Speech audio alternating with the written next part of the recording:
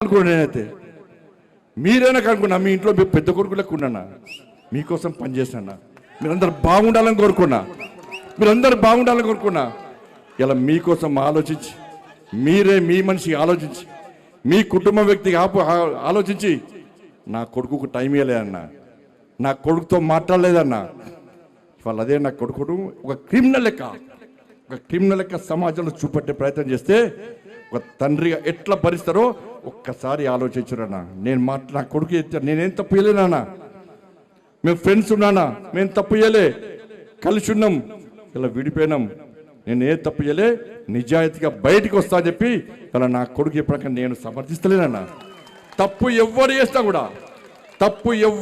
కూడా నా కొడుకైనా సరే ఎవడైనా సరే చట్టం ముందు సమానులే. నా కొడుకు తప్పు చేస్తే తప్పకుండా నా కొడుకు శిక్ష 100% పడాల్సిందే.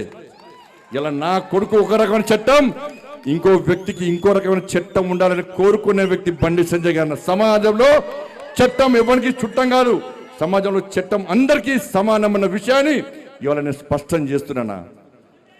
ఇవాళ నేను ఎట్లా వెళ్ళినో, నేను ఏ దారిలో వెళ్ళినో అదే దారిలో